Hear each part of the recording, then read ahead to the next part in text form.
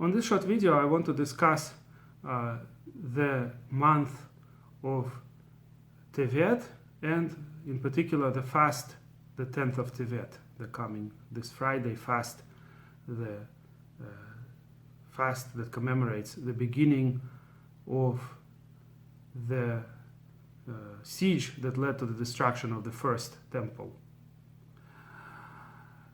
The first interesting idea I want to mention, which I discussed in other places, is that the summer months and winter months correspond to each other, meaning there are 6 and 6, and they also have to do with Sfirot, with the way Hashem rules the world, which I'm not going to go into right now, but there is a clear correspondence.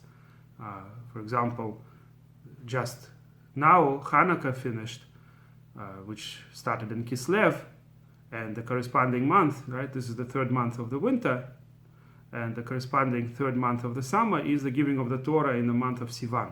So there's definitely a certain correspondence between our acceptance of the Torah on Shavuot and our recommitment to the Torah after the times when the Syrian Greek rule was thrown, when we were able to win this originally partisan war, the possibility of throwing away the yoke of people who didn't let us keep the mitzvot. Notice the Hanukkah miracle happened because the Jewish people started the rebellion when they couldn't keep the mitzvot, not because they simply wanted independence. The Jewish people were not independent in the beginning of the Second Temple. They were under the Persians. Then Alexander the Great conquered the Persian Empire, and after he died, the generals of his split over his huge empire, and the two smaller empires with Greek culture, but that weren't by nationality. The majority of people there were not Greek.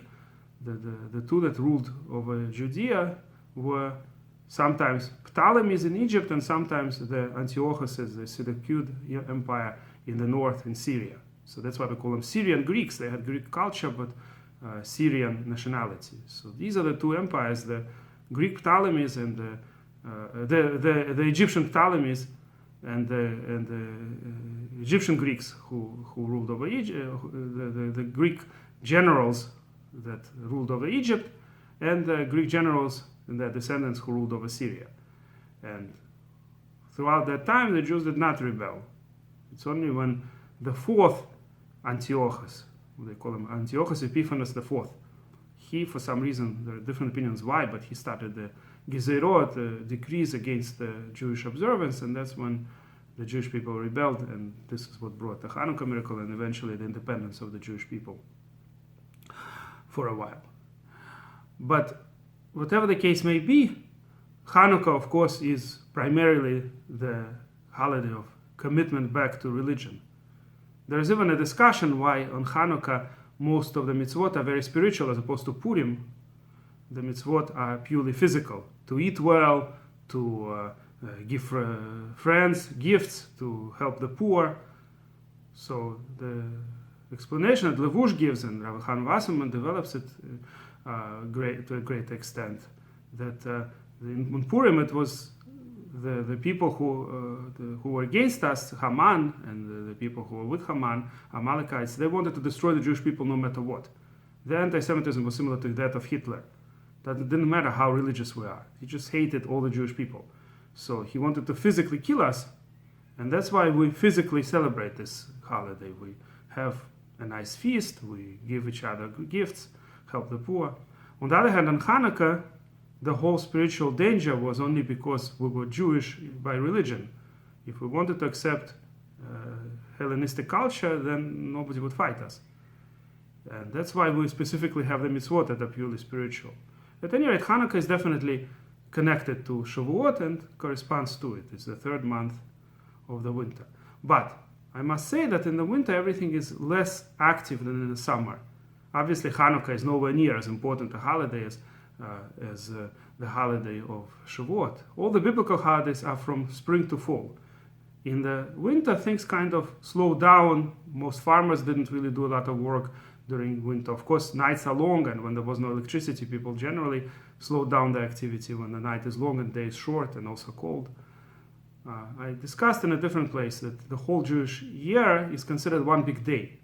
So Purim is in a way Amut HaShachar, the beginning of light, a little bit of the redemption, but not a full redemption. Just like the day starts with the light in the east. And then the sunrise would be Pesach, right around the spring equinox, more or less. And then the middle of the day is Shavuot, and the end of the day is Rosh Hashanah, Yom Kippur, Sukkot, when people do tshuva and before going to sleep. And then there are no biblical holidays in the winter, but there is Hanukkah right in the middle of winter, in the darkest nights, the longest, darkest nights. And the mitzvah of the holiday is mostly at night, that a little bit of light can disperse a lot of darkness. And that's the idea of Hanukkah. And just as the good occasions, the holidays in the summer are far more powerful, far more important, and they're all biblical, so too the sad occasions that happened in the summer are far worse, far stronger than the sad occasions in the winter.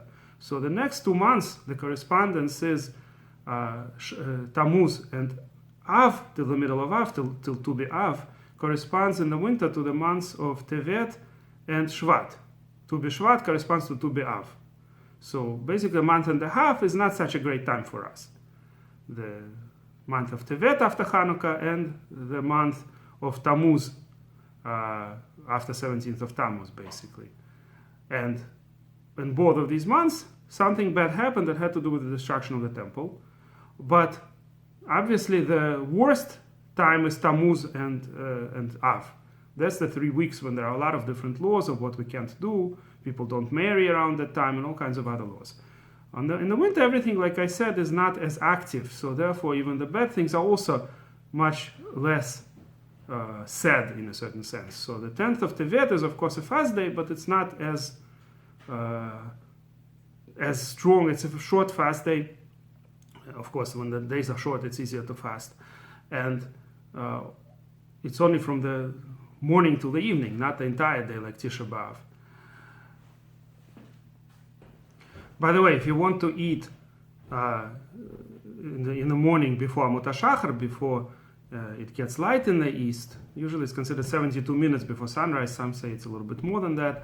But at any rate, if you want to do that, when you go to sleep, you have to make a tanai. You have to make a stipulation that you're still not accepting the fast on yourself and you're planning to wake up early, something like before 6 o'clock, whatever the time is. In every time zone is different when the fast starts.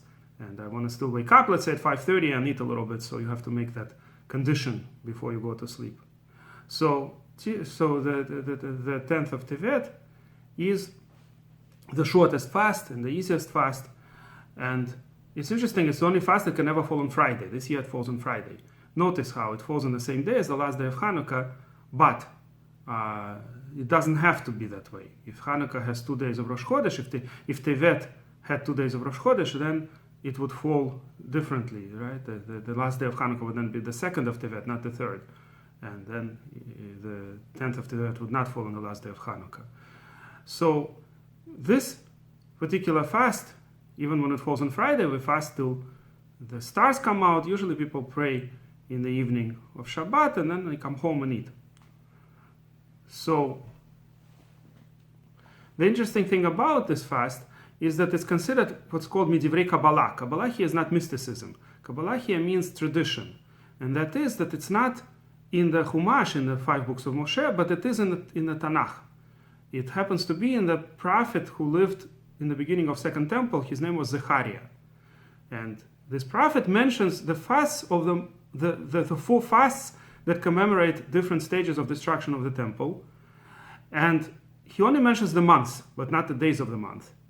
And there was a dispute at some point between Rabbi Akiva and Rabbi Shimon Bar Yochai, whether it's actually the 10th of Tevet you have to fast on, or the 5th of Tevet.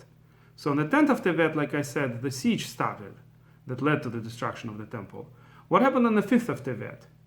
On the 5th of Tevet, the news about the destruction of the temple reached Babylonia, and they, of course, had a terrible day. They had the mourning and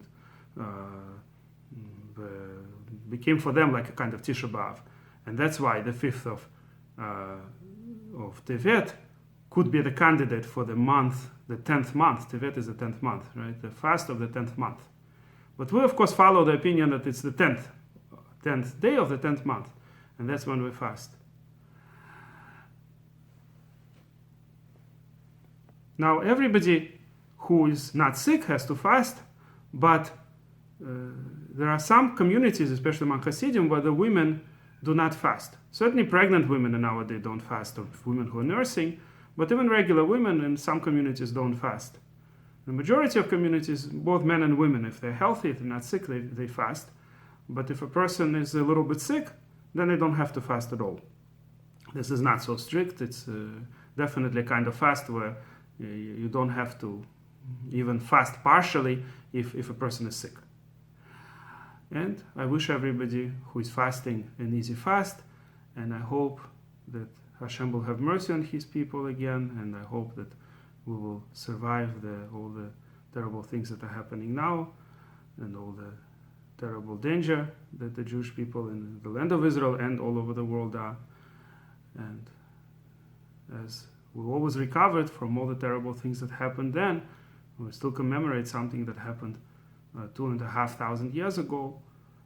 Just like we survived that, we'll hopefully survive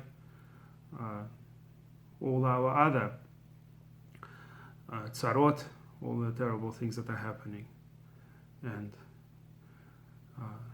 I hope Hashem will have mercy on us. And if you like this video, please press like and please subscribe to our channel.